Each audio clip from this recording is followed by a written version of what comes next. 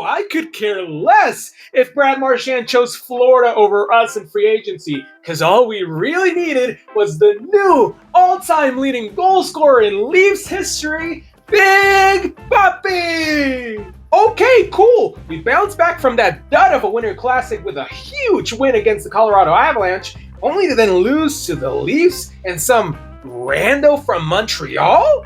Excuse me? Some rando? Oh non, tu es fou. Si tu ne connais pas le meilleur joueur de la Ligue, d'accord? Mon Dieu, c'est même la phrase la plus célèbre de la langue française. Liberté, égalité, fraternité et Alexandre Texier.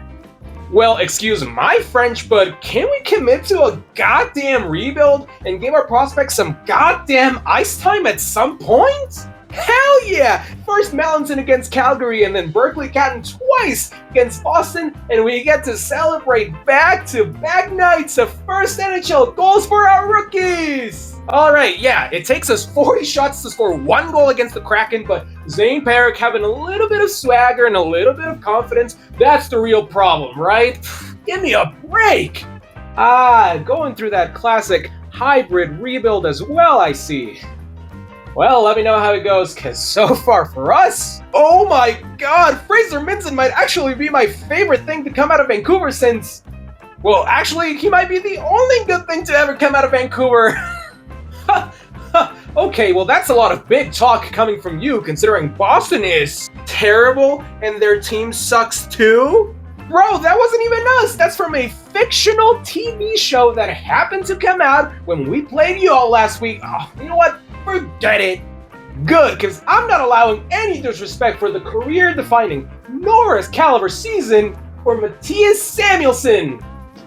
Man, either this is a completely alternate reality from last year, or the Rangers are just really that bad. I swear to God, I will tear down the roof at Madison Square Garden, panel by panel, nail by nail, if I have to trick them into thinking they're playing outside so that maybe we'll win a home game every once in a while. I mean, I guess not everyone can go up against a team on a 10-game winning streak and completely dominate them like we did with Buffalo. But you sure can blow a 4-1 lead and give up the game-tying goal with 12 seconds left in regulation.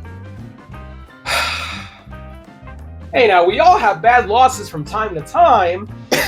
Only 12 shots on goal allowed in a win against Detroit, by the way. As I was saying, we all have bad losses from time to time, but you can't let that take away from the real important moments, like Patrick Kane finally netting goal number 500! Well, looks like it's showtime in Detroit, but also in Chicago. Ain't that right, Blues fans? Blues fans?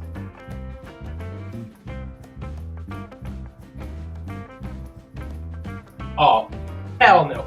I am not dealing with that right now, no.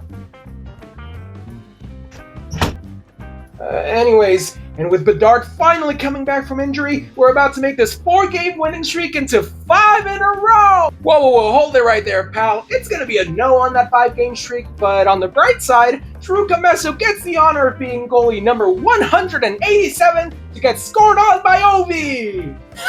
Yes, suck on that, Chicago! Unlike y'all, we had no problem beating Washington this week. Maybe not the Caps, but you and that fraud, Mikko Rantanen, sure couldn't beat us! Logan's better! Logan's better! Oh my god, when are Canes fans gonna let that go? Never!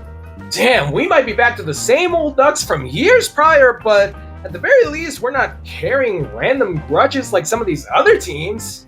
You know, this used to be solely about Cutter Gauthier, but now, I swear to God, I will personally see to it that the Ducks franchise burns to the ground for what they've done to Zegras and Drysdale! Oh, thank God we are in a different conference. Ooh, I'm digging that fire I'm seeing around the league as of late, and I think we could definitely ramp it up on our way to next year's Winter Classic. Now, let's see, who can we beef with? Apparently fans who whistle too loud? You know what? We got time. We can workshop it. Oh, buddy, we just lost our third regulation game all season and our captain, so I'm telling you this right now, it is not the time to be beefing with us. Very true. Especially since we just handed them their first back-to-back regulation loss while cruising to an 8-game winning streak ourselves. That's it. I don't care who is next. They are getting belt to ass. Oh, bro, come on. I mean, we have fringe AHL goalies in net. There's rumors going around so insane that our GM had to put out public statements. I mean, we're signing James Reimer mid-game while down 8-2 to the Avalanche. Could this get any worse? Yes. Yes, it can. Oh, my bad. Does that say a 9-0 shutout? So, how about that Sirens shutout against the Scepters? Second place in the PWHL, let's go! Oh, you know what? You are so right. Make that 2 massive shutouts from Ilya Sorokin and Kaylee Osborne for the teams from New York! Actually, they play in New Jersey, in the Devils Arena. I swear, nobody appreciates New Jersey. Aw, don't say that. We're very grateful that you took the brunt of the attack from the Isle so that they'd only score 1 goal against us. Of course, I wouldn't mind going back to last week when we were scoring a lot more instead of, going down without a real chance at coming back. You hear that, boys? Hey, listen, I know being on the wrong end of a McDavid hat trick can be pretty disheartening, but in this league, you can always come back. If you have the best player in the world in your roster, of course. Or if your opponents are the Winnipeg Jets. 11 losses in a row. You know what? Screw it. I didn't want to buy into this whole tanking BS, but at this point, let's just keep going, huh? Bye-bye playoffs, 15, 30-game losing streak. Let's just see how far we can go.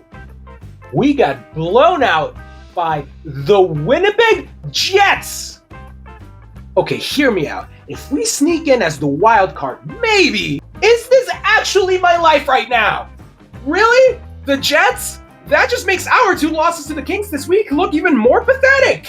Whoa, let's not exaggerate here, okay? The Jets can be a pretty tough opponent, okay? We're not going to sit around here and try to minimize a gutsy overtime win just because it's against the 32nd place team in the league.